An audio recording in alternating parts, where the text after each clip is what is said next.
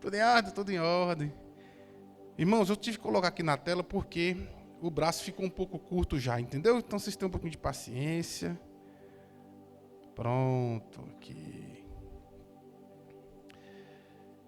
Permaneçam firmes. Queridos, eu quero pensar com vocês aqui nessa noite a respeito de a gente, se eu perguntar aqui, é quase que unanimidade. Quem está passando por alguma tribulação aqui, ou conhece alguém, alguma provação, né? Agora eu vou fazer uma pergunta, duas outras perguntas, que talvez não são tão unanimidades assim. A primeira é, por que eu estou passando por essa tribulação e por essa provação? Qual o objetivo disso? E a segunda, talvez seja um pouco mais complexa de ser respondida, né? Como que eu vou sair dela? Porque tem horas que nos faltam luzes no fim do túnel, nos faltam clareza. Muitas vezes não sabem para onde, que tempo, qual modo, qual a forma, né? Como isso vai acontecer, como vai gerir nas nossas vidas, como eu vou encarar essas dificuldades, como eu vou conseguir romper a minha vida sem perder o equilíbrio, sem perder a razão, porque para mim essa grande virtude do Evangelho é você mesmo passando por tribulação e provações, você não perde o juízo. Você consegue com seu culto racional adorar a Deus, mesmo em meio à enfermidade, a dor, a angústia, a perda, porque nós não somos guiados pelas nossas emoções, e sim pela convicção de quem nós somos em Cristo Jesus. Gostaria de meditar com vocês. Leremos hoje aqui, se Deus assim permitir, o horário também, 2 capítulos da Bíblia, 2 Coríntios, a partir do capítulo 4 todinho, a partir do verso 1. Deu certo, viu, Sérgio, aqui a mesinha? Tá bacana aqui. Depois que inventaram o Zoom, ficou ótimo. Oh, aleluia. Tá bom, querida. Tá bom.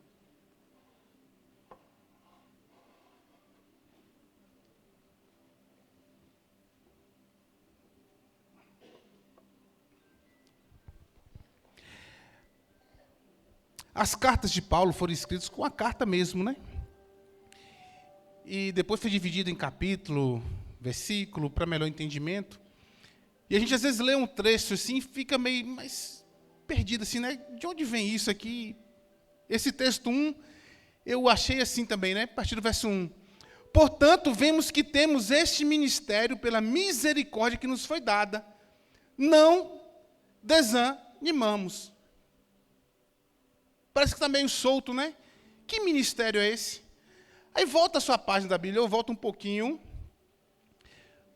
No capítulo 3, versículo 16 a 18, diz assim: no entanto, quando alguém se converte ao Senhor, o véu é retirado. Ora, o Senhor é o Espírito, e onde está o Espírito, há liberdade. Assim todos nós, que com a face descoberta contemplamos a glória do Senhor, estamos sendo transformados, segundo a sua imagem, com glória cada vez maior, a qual vem do Senhor, que é o Espírito. Aí continua, portanto, visto que temos esse ministério, o ministério de quê? Da reconciliação, nós estamos sendo transformados à imagem de Jesus, mudando hábitos, conceitos e valores, uma vez que nós entregamos a nossa vida a Jesus, o véu que nos separava, que nos distanciava de Deus, que nos impedia, inclusive, de crer na sua palavra, foi separado. E esse ministério, por ter acesso a essa palavra, por ter acesso ao conhecimento, ao entendimento, nós não devemos desanimar. Versículo 2 diz assim, deixa eu achar aqui.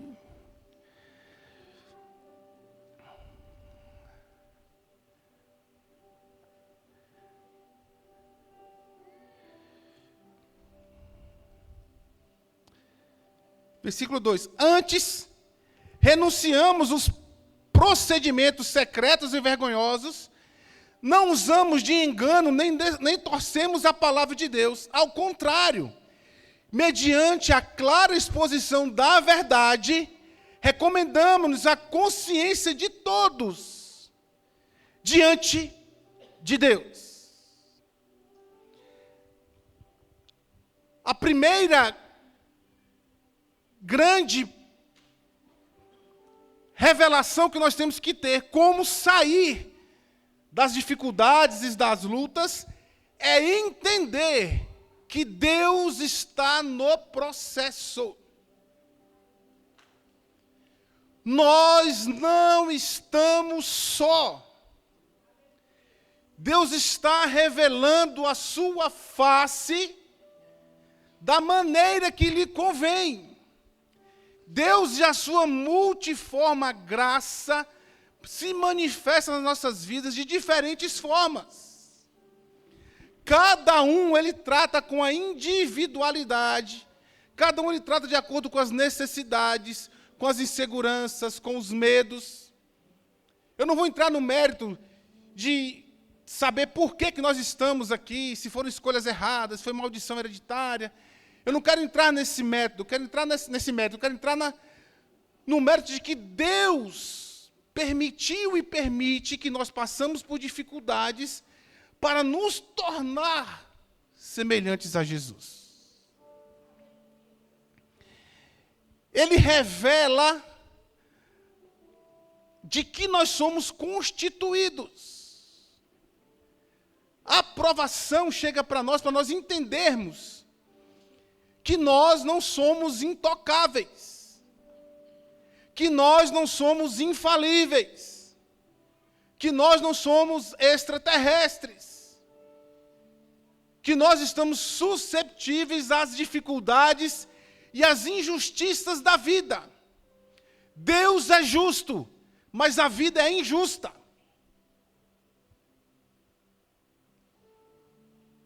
Quem aqui já teve uma perda de algum familiar de alguém, fala assim, meu Deus, por que ele?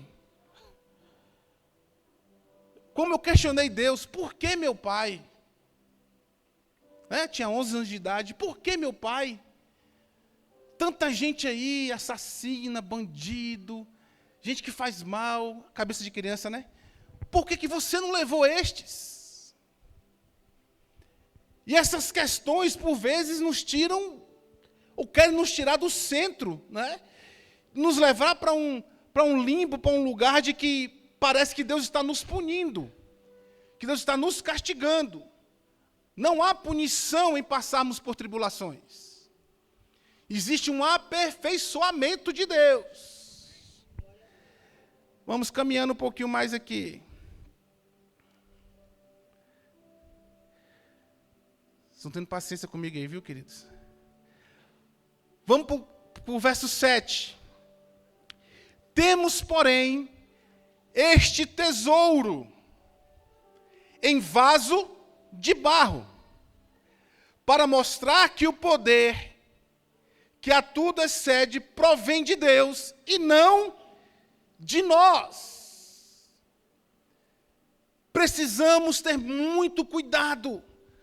Nós que entregamos a nossa vida para Jesus, abandonamos o pecado, rejeitamos as práticas do mundo, não enganamos as pessoas, andamos pela sua palavra, nós temos que ter muito cuidado para não perdermos a sensibilidade e acharmos que somos melhores do que os outros. Há uma diferença entre o que eu sou e o que eu carrego.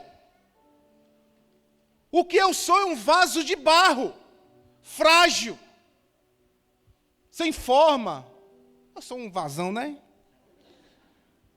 Quase uma botija grandona. Outros são umas cumbuquinhas. O que importa é o que está dentro do nosso coração. E essas pressões servem para nos colocar no eixo, no centro. Fala, peraí, não tem nada a ver o que você sabe com Deus, o tanto que você anda com Ele, a forma que você se relaciona com Ele. Isso não te torna imune.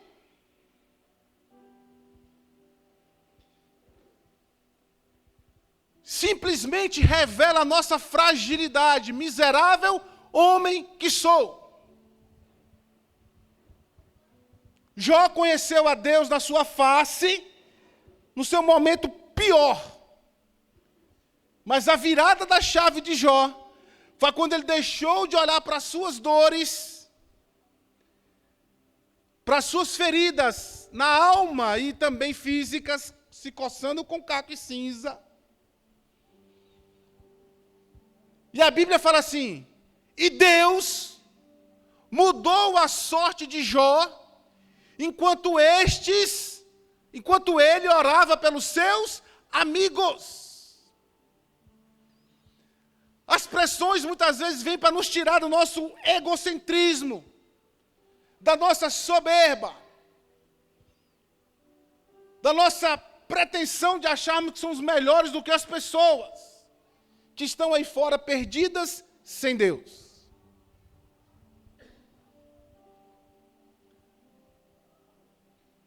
O que tem ficado evidenciado na minha e na sua vida são as coisas que nós fazemos ou a glória de Deus manifestada na nossa vida. Precisamos ter muito cuidado, muita atenção. O vaso é frágil, mas o tesouro é eterno. O mundo olha para o barro, para o exterior, mas Deus olha para o que está dentro do seu coração.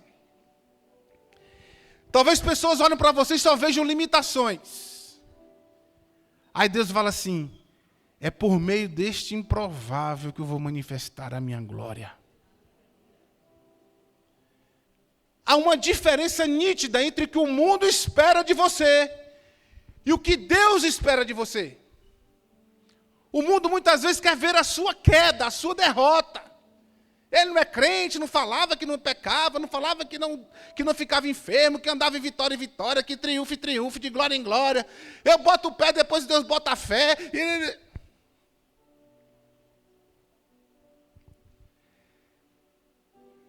E Deus está olhando assim, eu quero um coração contrito e quebrantado. Eu quero alguém que proste diante de mim, nem que eu permita que ele perca tudo, mas que ele encontre a minha face. E o que Jó falou lá? Antes eu te conhecia de ouvir falar. Agora os meus olhos te veem. As pressões nos levam a reconhecer e a conhecer a face de Deus. Não desanime. Caminhando para o verso 8. De todos os lados somos pressionados, mas não desanimados. Ficamos perplexos, mas não desesperados.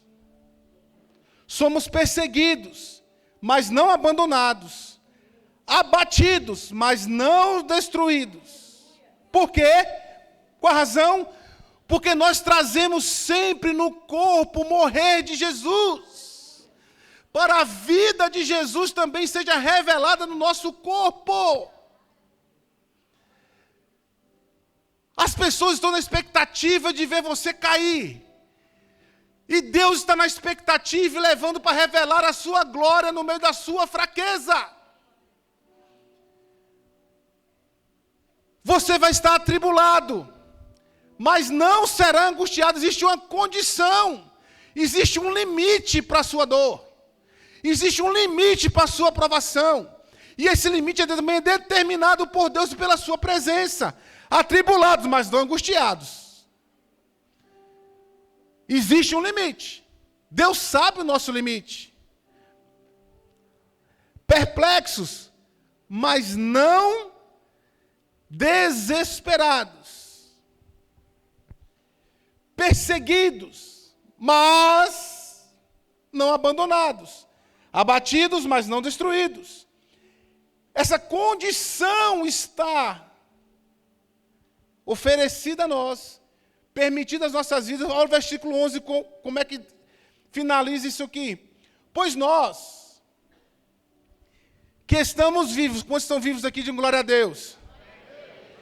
Somos sempre entregues à morte por amor a Jesus, para que a vida dele,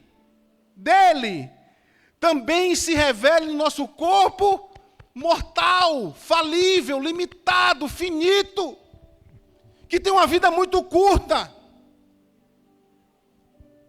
Achamos que somos eternos, mas nossa vida é curta. Acabei de fazer 18 anos. Há 30 anos atrás. Hoje meu filho está assim, pai, estou falando 18 anos para tirar minha carteira. Eu falei, meu filho, eu sei exatamente o que você está passando, meu filho. Contando os dias para tirar a habilitação. Fiz aniversário dia 4, dia 5 eu estava comprando o laudo. Já se passaram 30 anos. Mas, pelo menos na minha cabeça, eu acho que eu vou ver mais pelo menos uns 150, porque eu não consigo. Eu vejo tanta coisa por fazer, tanta gente para formar, tanta coisa em movimento, andando. Eu falo assim, meu Deus do céu, eu não tenho tempo para pensar que eu estou envelhecendo. O ano que vem já faço 50, ó. A barba denuncia um pouquinho assim, mas o juízo ainda é pouco, não é de 50 anos. Será que lá muda, hein? Mas a vida de Deus será manifestada nas nossas fraquezas. Procure entender isso. Se está apertado, está pesado, está doendo, fala, Deus, o meu corpo é finito, limitado, revela a tua glória. Revela o teu cuidado, o teu favor, as tuas misericórdias. Porque eu faço parte desse ministério, desse mistério que é o ministério da reconciliação. É Deus reconciliando o mundo por meio de Jesus. Eu não posso me perder em meio às pressões. Eu não posso me desesperar em meio às tribulações. Eu preciso manter o juízo intacto. Com o culto racional oferecido a Deus. Eu adoro porque eu decido adorá-lo. Eu sirvo porque eu decido servi-lo. Mesmo em frangalhos por dentro.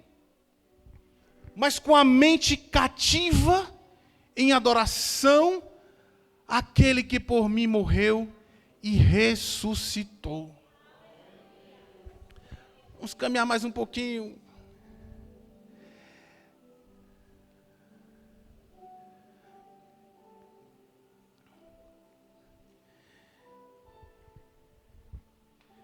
Deus tem uma aliança conosco.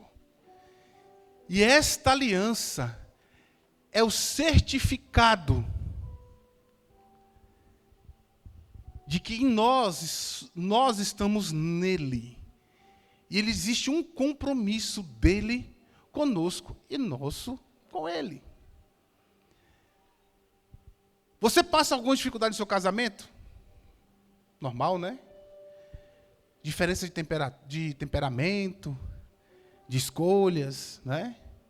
Eu sou hiper acelerado, o cara não é mais tranquila. Isso às vezes gera algum conflito, né? Assim, ela, calma, eu como, já estou quase parando. E o pé está assim, né? Calma, calma. Existem algumas divergências, mas existe um compromisso firmado. Não é qualquer besteira que você vai largar sua esposa ou largar o seu marido. Você empenhou a sua palavra no altar. Na alegria, na tristeza, na doença, na saúde, até que a morte nos separe ou Jesus Cristo venha. Deus também tem um compromisso conosco, uma aliança eterna conosco. E essa aliança está revelada lá no Salmo 3. Deixa marcado 2 Coríntios aí, abre o Salmos número 103. Volta lá rapidinho.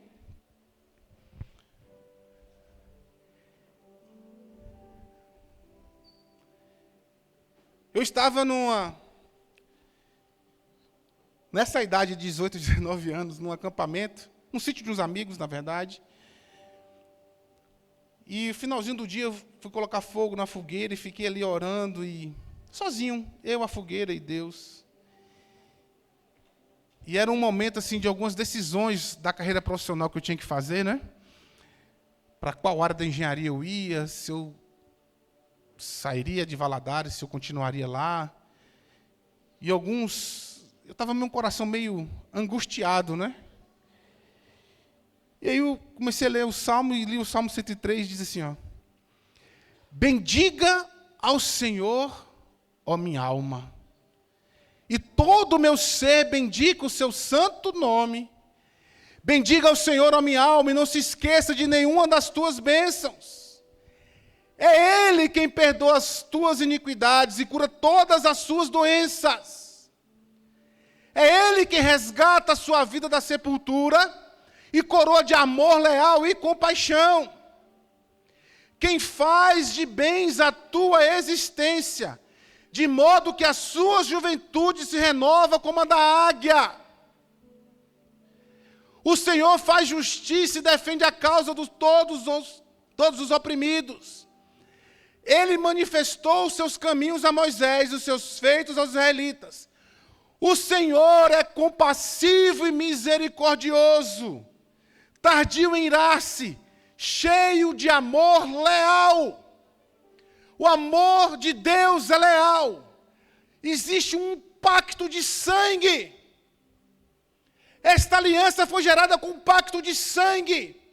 E o sangue de Jesus, vertido na cruz, é o que chancelou este amor leal.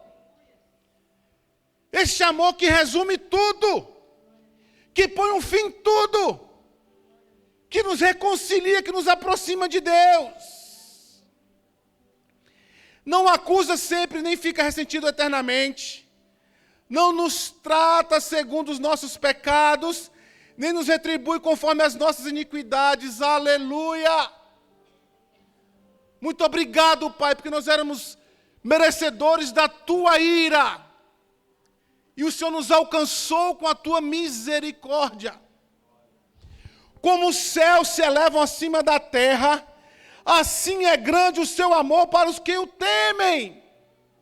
Como do Oriente está longe do Ocidente, assim ele afasta para longe de nós as nossas transgressões. Para de ficar remoendo os seus pecados, para de ficar remoendo a sua culpa, para de ficar do seu vitimismo, larga isso para trás. Deus põe para longe. Deus perdoa os nossos pecados e deles não se lembra mais. Ele fala a Isaías: estou fazendo diante de vocês algo novo. Abandona esse vitimismo, esse coitadismo. Ah, meu Deus, fica comigo. Para! Você tem um Deus que quer te fazer mais do que vencedor sobre as suas dores, seus medos, suas inseguranças. Como um pai tem compaixão dos seus filhos, assim o Senhor tem compaixão dos que o temem, pois Ele sabe do que fomos formados. Vasos de barro. Lembra-se que somos pó, vasos de barro. A vida do homem é semelhante à relva, floresce como a flor do campo, que se vai quando sopra o vento. Tampouco ele sabe o lugar que ocupava. Mas o amor leal do Senhor de eternidade a eternidade para os que o temem. A sua justiça para com os filhos dos seus filhos. É a aliança que Deus tem conosco que vai garantir o futuro dos nossos filhos. Não é a quantidade de bens que nós podemos deixar para eles. Nada contra. Se você não quiser dar os seus para mim, que eu repasso os meus filhos. Mas esse não é o foco principal. O foco principal é revelar aos nossos filhos que nós servimos a um Deus de aliança, a um Deus eterno e leal, que irá continuar com ele, assim como continua conosco. As dificuldades não quebram essa promessa, não quebram essa aliança. Estou quase acabando esse capítulo. Para os que guardam a sua aliança e se lembram de obedecer os seus preceitos. O Senhor estabeleceu o seu trono nos céus e o seu reino domina sobre tudo. Bendigam, falem bem, elogiem, bendigam ao Senhor. Vocês, nós, os seus anjos, os poderosos que cumprem as suas ordens e obedecem a sua palavra. Bendiga ao Senhor, todos os seus exércitos, vocês, seus servos, que cumprem a vontade. Bendiga ao Senhor todas as suas obras em todos os lugares do seu domínio. Bendiga ao Senhor a minha alma. Vamos parar de murmurar e reclamar duas vezes. Vamos bendizer ao Senhor por tudo que Ele já tem feito. Não é loucura, não é desespero, não. É uma mente consciente de que você não está só, nós não estamos só na dificuldade. Tem um Deus de aliança, de um amor eterno, que vai me suportar, me dar suporte, guardar a minha alma, guardar a intenção dos meus corações, de forma que eu saia da tribulação equilibrado e mais fortalecido e principalmente parecido com Jesus. Essa é a finalidade das pressões, das tentações, das tribulações. Segurem firme. Agora já acabando de verdade.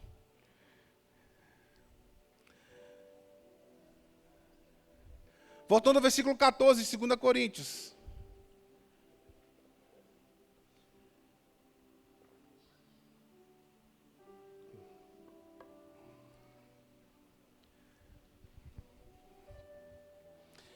Diga ao seu irmão, a dor é passageira e a glória é eterna. Porque sabemos que aquele que ressuscitou o Senhor Jesus dentre os mortos, também nos ressuscitará com Cristo e nos representará a Ele com vocês. Tudo isso é para o bem de vocês. Lembra do texto da parte anterior? Das perseguições, tribulações, aflições, pressões. Tudo isso é para o bem. Como é difícil entender isso. Como eu demorei a entender isso. Passei minha adolescência meio que, não decepcionado com Deus, mas meio sem essas respostas. Por quê, né? Como que pode ser o bem crescer sem um pai? É difícil entender isso, queridos. Confesso que para mim ainda é difícil. Mas eu decidi crer no restante. Tudo isso é para o bem. Eu creio, vou crendo até crer. Eu creio que a palavra é verdade. Vou seguindo a minha vida crendo, até o dia que essa palavra se torna realidade, eu vou poder crer. Amém? Tudo isso é para o bem de vocês. Para quê? Para que a graça que está alcançando um número cada vez maior de pessoas faça transbordar as ações de graças para a glória de Deus.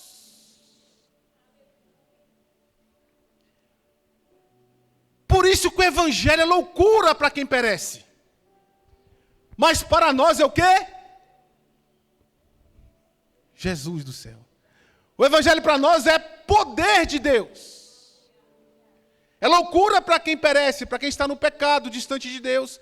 Para nós que temos o Cristo revelado, uma aliança eterna com Ele, o evangelho revela o poder de Deus. Por isso não desanimamos.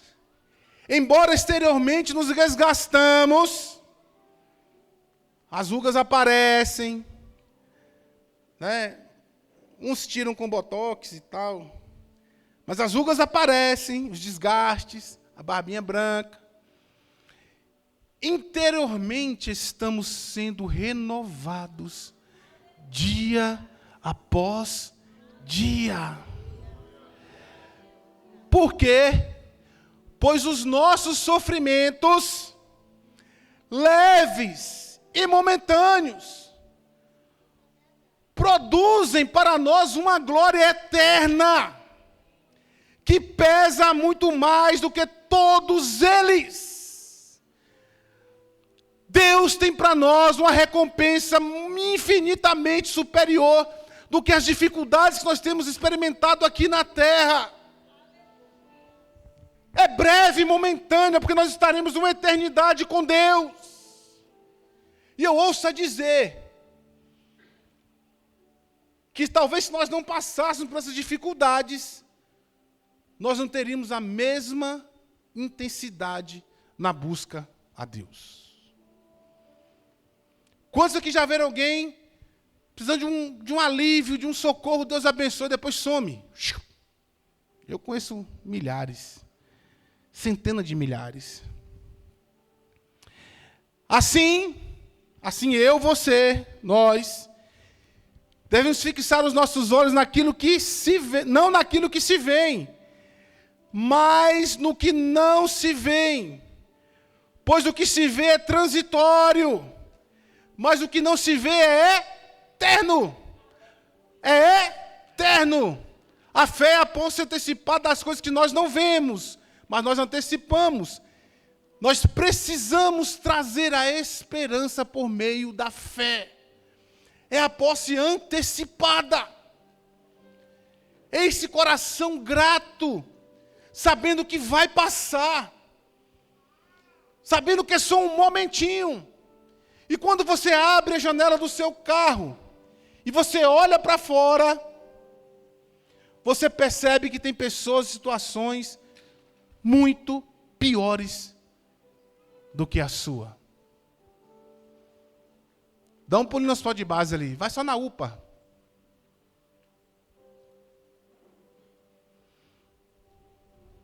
Qual o caminho escolher, queridos? Qual caminho escolher? Para onde nós iremos? A resposta que eu tive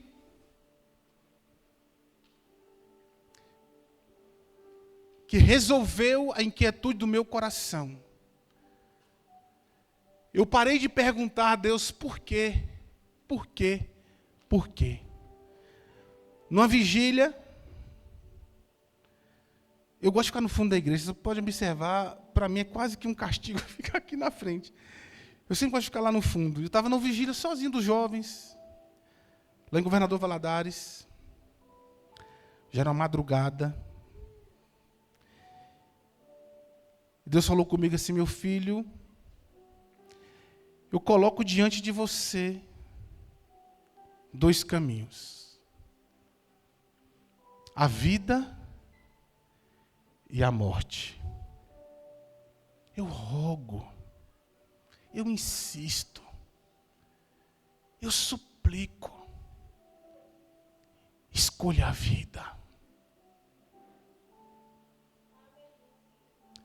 Meu irmão e minha irmã, qual caminho você quer escolher hoje? O caminho da morte, continuar lamentando, murmurando, se queixando, remoendo as suas feridas, remoendo os seus medos. Ou você quer escolher o caminho da vida,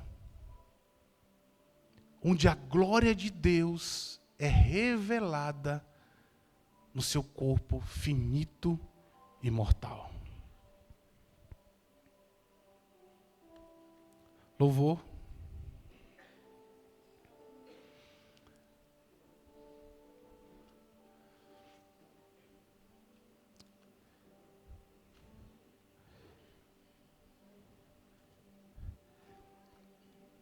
as suas escolhas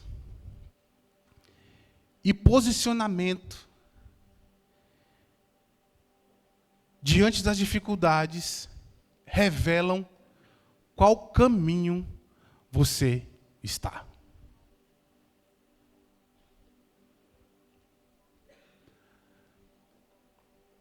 E por vezes o caminho da vida pode ser mais difícil.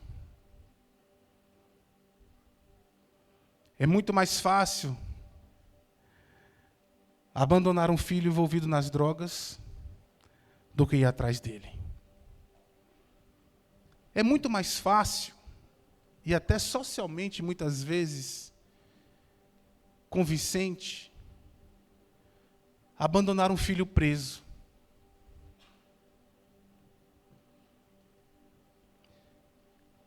Talvez seja comum você pular fora de um casamento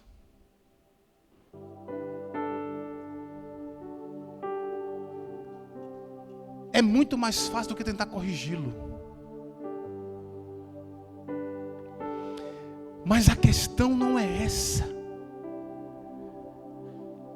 A questão é, nós que temos a revelação de quem nós somos em Cristo, Jesus só pode ser revelado no caminho da vida. Jesus não pode ser manifestado no caminho da morte, porque Ele não é morte, Ele venceu a morte. Ele é a vida. É mesmo no caminho duro, árido, difícil, por vezes sozinho. Tem dores que só nós carregamos. Tem momentos que é até difícil falar o que nós estamos sentindo. Não porque nós não temos em quem confiar, mas é porque aquilo nos fere tanto, nos machuca tanto. Mas e nesta noite, quero repetir aquilo que Deus falou comigo. Coloco diante de você a vida e a morte. Por onde você quer andar?